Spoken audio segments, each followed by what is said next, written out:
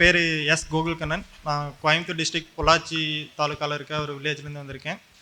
நான் ஃபஸ்ட்டு இங்கே வந்தது எப்படின்னு பார்த்தீங்கன்னா, வீட்டில் என்னை எதுக்குமே அவங்க ஃபோர்ஸ் பண்ணதில்லை.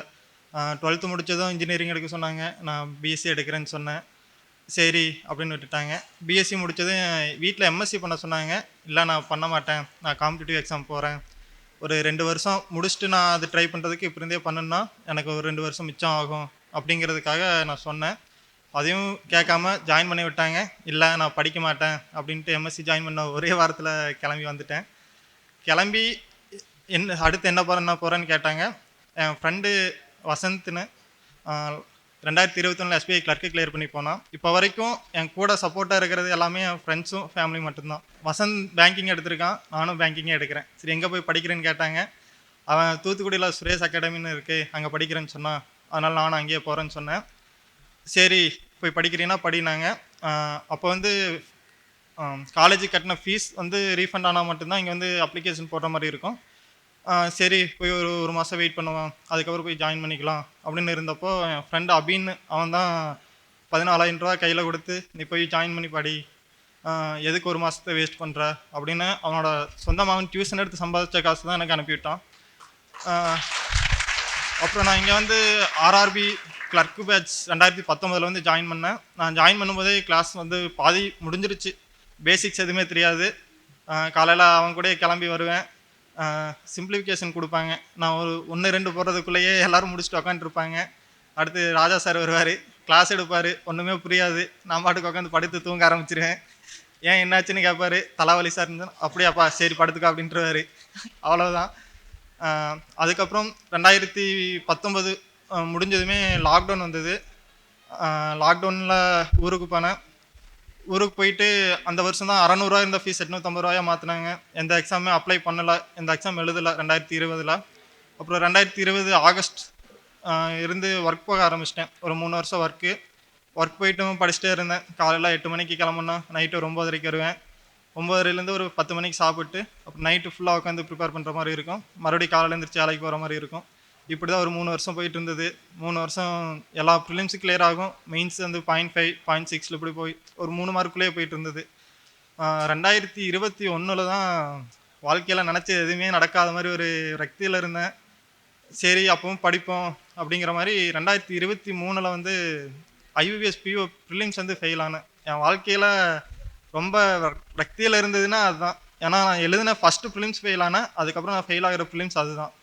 சரி இது சரிப்பட்டு வராது அப்படிங்கிறப்போ கவின் பிரதாப்னு 2 பேர் இருந்தாங்க. இப்போ வரைக்கும் நான் இந்த ஃபீல்டில் இருக்கிறேன்னா அதுக்கு முழு காரணம் அவங்க 2 பேர் மட்டும்தான். ஏன்னா நான் இங்கே வரப்போ எனக்கு பேசிக்ஸ் எதுவுமே தெரியாது. நான் ஜாயின் பண்ணுறப்போ கிளாஸும் முடிஞ்சு ஆர்ஆர்பி கிளர்க்குக்கு ஜாயின் பண்ணேன். ஆனால் ஆர்ஆர்பி கிளர்க்கு நான் வந்து ஜாயின் பண்ணும்போதே டேட்டெல்லாம் முடிஞ்சிருச்சு. டெய்லியும் அவங்க படிக்கும்போது எனக்கும் சொல்லி கொடுத்து நான் எழுதின செகண்ட் ப்ரிலிம்ஸ்லேயே என்னை பாஸ் பண்ண வச்சுருக்காங்கன்னா அதுக்கு ஃபுல் காரணம் அவங்க 2 பேரும் தான். அதுக்கப்புறம் நான் ஒர்க் போனதுக்கப்புறமும் நிறைய டைம் யோசிச்சிருக்கேன், எதுக்கு இவ்வளோ கஷ்டப்பட்டுட்டு இருக்கணும் அப்படிங்கும்போதும், இல்லை இவ்வளோ நாள் நீ படிச்சுட்ட, இப்போ விட்டுட்டு போனதில் அர்த்தமே இருக்காது, நீ டெய்லியும் படி, நீ வேலையை விட்டுட்டு படிக்கிற மாதிரி இருந்தாலும் சொல்லு, நான் வந்து உன்னை ஃபீஸ் கட்டி நான் படிக்க வைக்கிறேன், நீ எங்கே படித்தாலும் சரி நீ படி, வேலையை விட்டு வந்து படிச்சின்னா கண்டிப்பாக பாஸ் பண்ணிடுவேன் அப்படின்னு இவ்வளோ நாள் என்னை மோட்டிவேட் பண்ணிட்டு இருந்தது அவங்க 2 பேரும் தான். அதுக்கப்புறம் இங்கே வந்து போன வருஷம் வேலையை விட்டுட்டு இங்கே வரும்போது ஒரு பயம் இருந்தது. கையில் இருந்த வேலையும் விட்டுட்டோம், நீ வந்து என்ன பண்ண போகிறோம் அப்படிங்கிற ஒரு பயம் இருந்தது. போன வருஷம் எழுதின எதுலேயுமே குவான்ஸ் மட்டும் அந்த ஒத்த செக்ஷன்னாலே எல்லாமே போயிட்டு இருந்தது, அந்த டச் எதுவுமே இல்லாதனால. லாஸ்ட் இயர் சூப்பர் பேட்சில் யூஏசி ஏவோக்கு சூப்பர் பேட்ச் போட்டாங்க. அதில் ஜாயின் பண்ணதுக்கப்புறம் தான் ஃபுல்லாக அப்படியே ஒரு திருப்புமுனையாகவே அமைஞ்சதுன்னு சொல்லலாம். ஏன்னா அங்கே போனதுக்கப்புறம் நம்ம மார்க் வாங்கணும், கொஞ்சம் எஃபர்ட் போடணுன்ட்டு எஃபர்ட் போட்டுட்டு இருந்தேன். அதுக்கப்புறம் ஆர்ஆர்பி பிஓ கிளர்க்கு 2மே கிளியர் பண்ணியிருக்கேன் இந்த வருஷம். இப்போ வரைக்கும் ஒரு 31 மெயின்ஸ் கிட்ட எழுதிட்டேன் இந்த லாஸ்ட்டாக எழுதின வரைக்கும். ஆனால் அதில் எனக்கு கிளியர் ஆனது நான் எழுதின 24வது மெயின்ஸ் தான். அதனால் எல்லோரும் படிங்க, எஃபர்ட் போடுங்க. இப்போ வந்து நான் இங்கே இருக்கிறதுக்கு ஒரு முக்கியமான காரணம் என் ஃபேமிலி, என் ஃப்ரெண்ட்ஸும் தான். ஏன்னா சின்ன வயசாக இருக்கும்போது அப்பா இறந்துட்டார். 3 வயசுல அப்பா இறந்துட்டார். அதுக்கப்புறம் ஃபுல்லாகவே அம்மா தான்.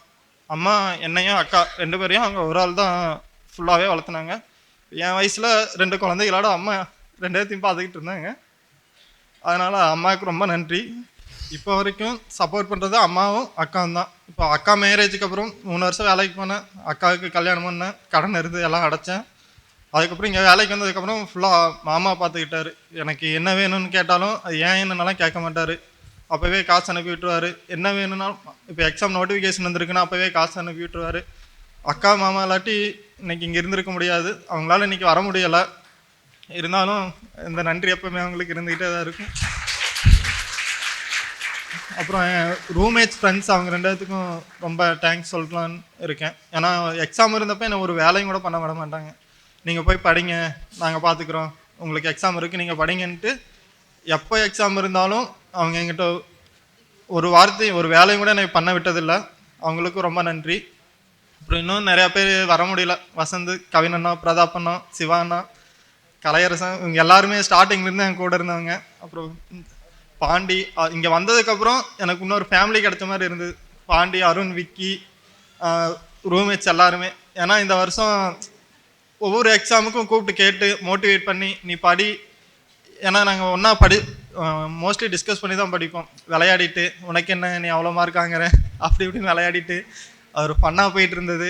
அப்புறம் ஸ்டடி ஹாலுக்கு ஒரு பெரிய நன்றி சொல்லணும். ஸ்டடி ஹால் வந்ததுக்கப்புறம் தான் எனக்கு ஃபுல்லாகவே சேஞ்ச் ஆச்சுன்னே சொல்லலாம். அப்புறம் ராஜா சார் வந்து நான் யுஏசி ஏவோ இன்டர்வியூக்கு வந்தப்போ தான் ராஜா சார்கிட்ட நல்லா பழக்கமாக முடிஞ்சுது.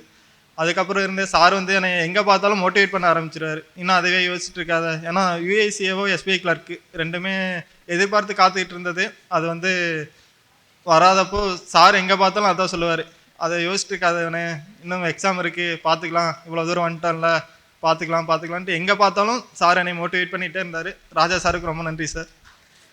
அப்புறம் இந்த வருஷம் இன்டர்வியூ வரும்போதே சார் அதான் சொன்னார், இந்த வருஷம்லாம் கண்டிப்பாக போயிடலாம், இந்த வருஷம் எதுவுமே மிஸ் ஆகாது அப்படின்னாரு. அதே மாதிரி 2 எக்ஸாம் கிளியர் பண்ணியிருக்கேன். எல்லாருக்கும் ரொம்ப நன்றி. தேங்க்யூ. அனைவருக்கும் வணக்கம். நான் கோகுல்கண்ணவங்க அம்மா. எனக்கு இந்த சுரேஷ் அகாடமி பற்றி தெரியாது. நான் படித்தது 10th மட்டும்தான். நான் ஒரு அங்கன்வாடியில் தான் ஒர்க் பண்ணுறேன். எனக்கு சொந்த பந்தம் யாருமே எனக்கு கையூனி தூக்கி விட்டது கிடையாது. நான் சுயமாக சம்பாரித்து என் குழந்தைகளை வளர்த்துனேன். ஒவ்வொரு பெற்றோருக்கும் ஒவ்வொரு குழந்தைகளுக்கும் பெற்றோர், அப்பா, அம்மா எல்லோரும் இருப்பாங்க. ஆனால் நான் தனியாக இருந்து என் குழந்தைகள் 2 பேர்த்தையும் வளர்த்துனேன்.